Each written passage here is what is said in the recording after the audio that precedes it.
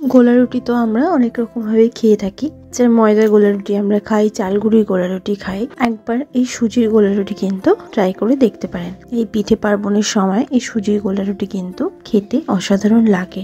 আর এই গোলা রুটি খুবই নরম হয়, আর ঘরে থাকা সামান্য কিছু উপকরণ দিয়েই কিন্তু এই গোলা রুটির রেসিপিটি তৈরি করে নিয়ে যায়। বিশেষ কোনো উপকরণের কিন্তু প্রয়োজনই নেই। নমস্কার বন্ধুরা, অনুশ্রী রান্নাঘরে আপনাদের সবাইকে স্বাগত। আমি সুজির গোলা রুটি তৈরি করার জন্য এখানে নিয়েছি 200 গ্রাম পরিমাণে সুজি। এখানে মেজারিং কাপের 1 কাপ পরিমাণে সুজি নিয়েছি। ওজন হিসাবে এখানে কিন্তু 200 গ্রাম পরিমাণে সুজি আছে। এরপর দিয়ে দিচ্ছি 200 ml মতন জল। সেই মেজারিং কাপেরই 1 কাপ পরিমাণে দিয়ে দিলাম জল। এবার মিক্সিতে আমি একটা মিহি পেস্ট তৈরি করে নেব। পেস্টটা তৈরি করে নেওয়া হয়ে গেছে। একটা বাটির মধ্যে আমি ঢেলে দিলাম। এরপর দিয়ে দেব মিক্সিং জার ধুয়ে একটুখানি পরিমাণে জল। এই ব্যাটারটা কিন্তু একটু পাতলা পাতলাই হয়। এবার একটা হাতার সাহায্যে ভালো করে আমি মিক্স করে নেব।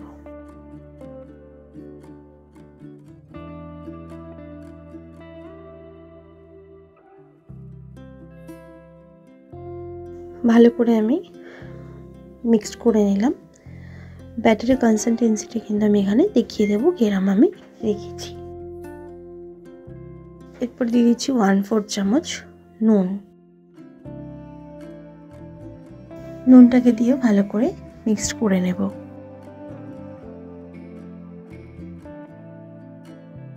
সামান্য একটুখানি এখানে কিন্তু নুন দিয়েছি। এরপর আমি এখানে অ্যাড করে দেব 2 চামচ পরিমাণে চিনি।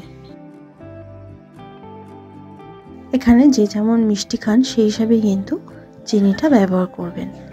চিনিটাকে দিয়ে ভালো করে হাতের সাহায্যে নাড়াচাড়া করে মিক্সড করে নিলাম। নুন চিনিটা ভালোভাবে মিক্সড হয়ে গেছে। এরপর এখানে দিচ্ছি 3 চামচ পরিমাণে নারকেল কুড়ো। এই সুজির গোলা রুটির মধ্যে একটুখানি নারকেল কুড়ো অবশ্যই দেবেন যদি থাকে। এবার একটা হ্যান্ড হুইস্কারের সাহায্যে ভালো করে নারকেল কুড়োটা দিয়ে মিক্সড করে নিচ্ছি। নারকেল কুড়ো দিলে সুজির গোলা রুটির টেস্টটা কিন্তু আরও দ্বিগুণ স্বাদে বাড়িয়ে দেয়। ভালো করে মিক্সড করে নেব। ব্যাটারটা কিন্তু পুরোপুরি রেডি হয়ে গেছে। ব্যাটারের কনসিস্টেন্সিটা কিন্তু এরকম একটু পাতলা পাতলাই থাকবে। এরপর 5 মিনিট ঢাকা দিয়ে রেস্ট রেখে দেবো। তারপর গোলা রুটিগুলো তৈরি করে নেব। গ্যাস অন করে একটা প্যান বসিয়ে দিয়েছিলাম। প্যানটা ভালোভাবে গরম হয়ে যাওয়ার পর সামান্য একটুখানি তেল আমি ব্রাশ করে নিয়েছি। এরপর 1 হাতা ব্যাটার আমি নিয়ে নিলাম। ফ্রাই প্যানের মধ্যে দিয়ে দিলাম। এরমভাবে প্যানের মধ্যে ছড়িয়ে দেব। এরমভাবে ছড়িয়ে দিলে কি হবে, গোলা রুটিগুলো বেশ পাতলা পাতলাও হবে আর খুব সফট হবে। ভালোভাবে ছড়িয়ে দেওয়ার পর লো ফ্লেমে আমি এটাকে কুক করে নেব। ফ্লেমটা লোতে রেখে এখানে আমি তৈরি করেছি। উপরটা দেখুন ড্রাই হয়ে গেছে, মানে এটা ভালোভাবে এবার কিন্তু কুক হয়ে গেছে। এরপর আমি এরমভাবে ফোল্ড করে নেব। যেহেতু এই সুজির গোলা রুটিগুলো খুব নরম হয়, তাই দুটো পিঠ কিন্তু আপনি উল্টে ভাজতে পারবেন না, ছিঁড়ে যাবে অপর পিঠটা।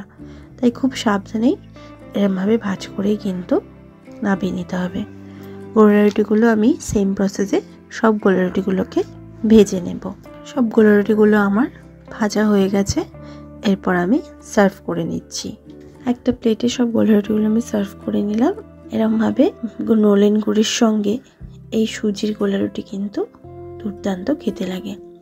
এই পিঠে পার্বণের সময় একদিন কিন্তু সুজির এই গোলা রুটি অবশ্যই আপনারা তৈরি করে খেয়ে দেখবেন। স্বাদ কিন্তু দ্বিগুণ হয়। একবার খেলে কিন্তু আবারও করে খেতে ইচ্ছে করবে। আশা করছি আপনাদেরও ভালো লাগবে। ভালো লাগলে লাইক শেয়ার করতে ভুলবেন না। কমেন্ট বক্সে কমেন্ট করে জানাতে ভুলবেন না রেসিপিটি কেমন লাগলো। ভালো থাকবেন, সুস্থ থাকবেন। ধন্যবাদ।